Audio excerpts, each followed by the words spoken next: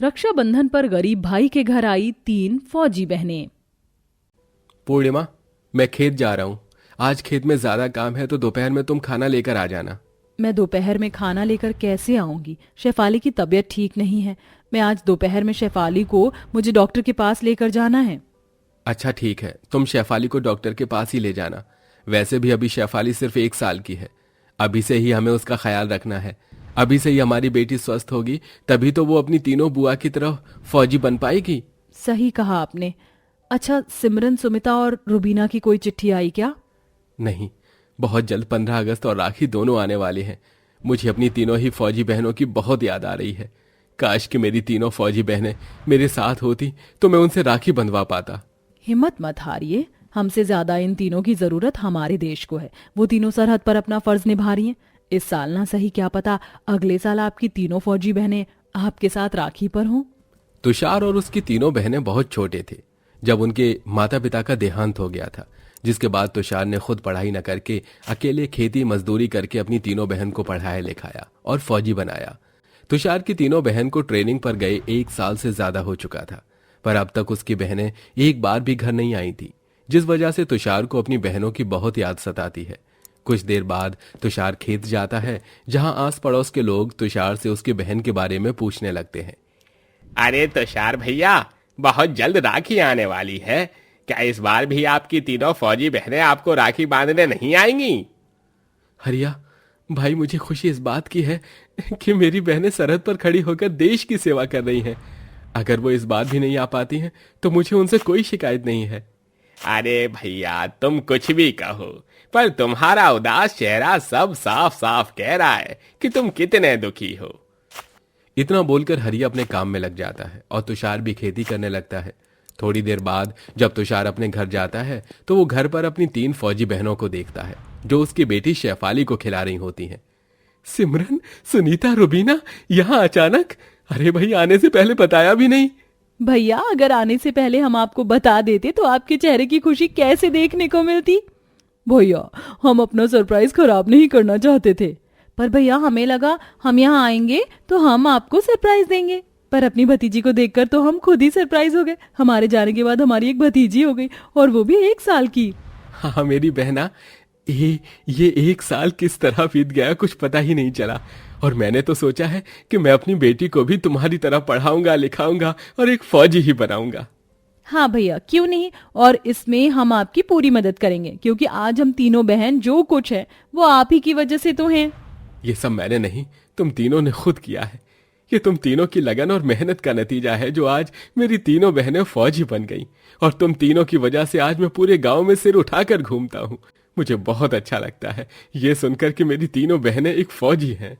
भैया, ये सपना हमारे अकेले का नहीं था, और ना ही हमने इसमें अकेले मेहनत करी। आपने खुद पढ़ाई ना करके हमें पढ़ाया, खुद खाना ना खाकर हमें खिलाया।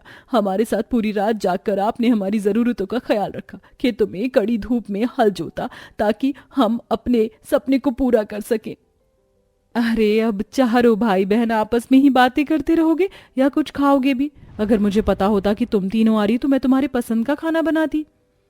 भाभी, आपने जो बनाया है आप हमें वही दे दो। वैसे भी आपके और भैया के हाथों का खाना खाकर ही तो आज हम यहाँ खड़े हैं। अपनी बहनों को देखकर जितना खुश तुषार था उतनी खुश पूर्णिमा भी थी। अब इसी तरह से 2 दिन बीत जाते हैं और एक दिन उनके मोहल्ले में एक औरत कुछ राखी और झंडे लेकर आती है। अरे बेटा, परसों 15 अगस्त है और उसके 2 दिन बाद राखी। ये झंडा और राखी ले लो। हाँ हाँ आंटी, क्यों नहीं, हम आपसे तिरंगा और राखी दोनों लेंगे। इतना बोलकर तीनों बहन उस औरत से झंडा और राखी खरीद कर घर में जाती हैं, जहां उसकी भाभी खाना बना रही होती हैं। भाभी, भैया कहाँ गए? सुबह से नजर नहीं आ रहे। सुमिता, तुम्हारे भैया कहाँ जा सकते हैं? उनकी सुबह 5 बजे ही आँख खुल जाती है और 6 बजे तक वो खेत पहुँच जाते हैं। भैया भी ना, ये नहीं कि उनकी फौजी बहनें कुछ दिनों के लिए घर आई हैं तो उनके साथ समय बिता लो। हमारे होते हुए भी वो खेतों में ही लगे हुए हैं। रुबीना की बात सुनकर पूर्णिमा डर जाती है और बड़ी हैरानी से उससे कहती है, रुबीना, तुम ऐसा क्यों कह रही हो? क्या तुम राखी पर भी यहाँ नहीं रहोगी? भाभी, डरती क्यों हो? इस बार हम तीनों बहन यहीं पर 15 अगस्त और राखी दोनों बना कर जाएंगे। देखो, हमने राखी भी खरीद ली है। बस यही दिखाने के लिए हम भैया को ढूंढ रहे थे। क्या सच में तुम तीनों बहन इस बार 15 अगस्त और राखी हमारे साथ मनाओगी? तुम्हारे भैया को ये बात पता चलेगी तो वो बहुत खुश होंगे।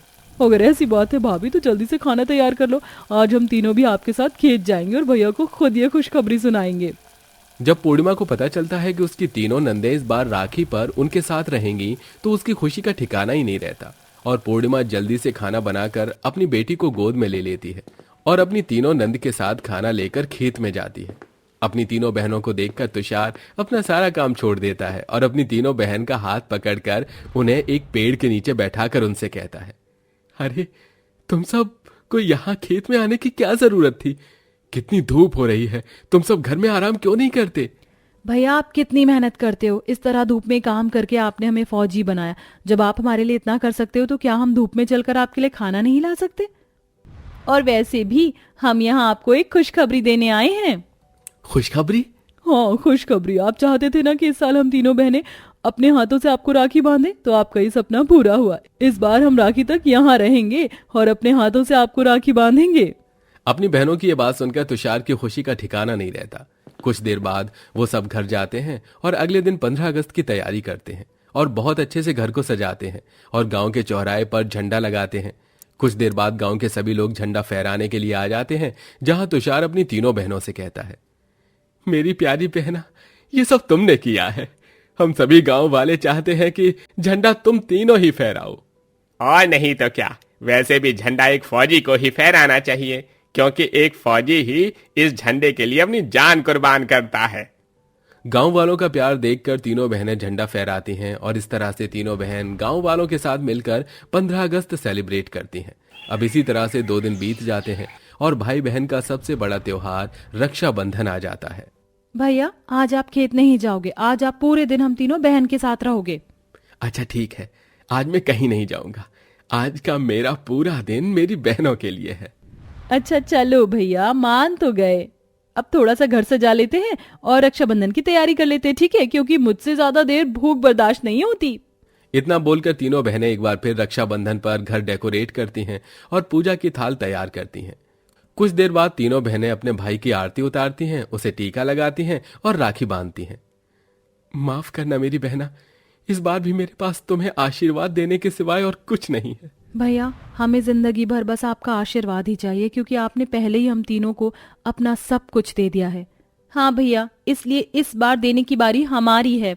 इतना बोलकर वो तीनों बहन अपनी साल भर की कमाई अपने भाई के हाथ में थमा देती हैं, जिसे देख तुषार अपनी तीनों बहनों से कहता है, ये मैं नहीं ले सकता, ये तुम्हारी मेहनत की कमाई है। मैं अपनी छोटी बहन के पैसे कैसे रख सकता हूँ? ऐसे मत बोलो भैया, ये पैसे और इज्जत हमें आपकी वजह से ही मिली है, इन पर आपका ही हक है। हाँ भैया, और अब हमें जाने की आज्ञा दीजिए। जाने की आज्ञा? हाँ भैया, हमारी छुट्टी कैंसिल कर दी गई है, हमें आज ही बुलाया गया है, इसलिए हमें आज शाम को ही निकलना पड़ेगा। भैया हमने बहन का फर्ज निभा लिया, अब हमें एक फौजी होने का फर्ज निभाना है। हमारे देश को हमारी जरूरत है। तुषार की तीनों बहन अपने परिवार के साथ 15 अगस्त और रक्षाबंधन मनाकर अपने देश का फर्ज निभाने के लिए अपने परिवार का साथ छोड़कर सरहद पर चली जाती हैं, जहां वो अपने फौजी होने का फर्ज निभाती हैं।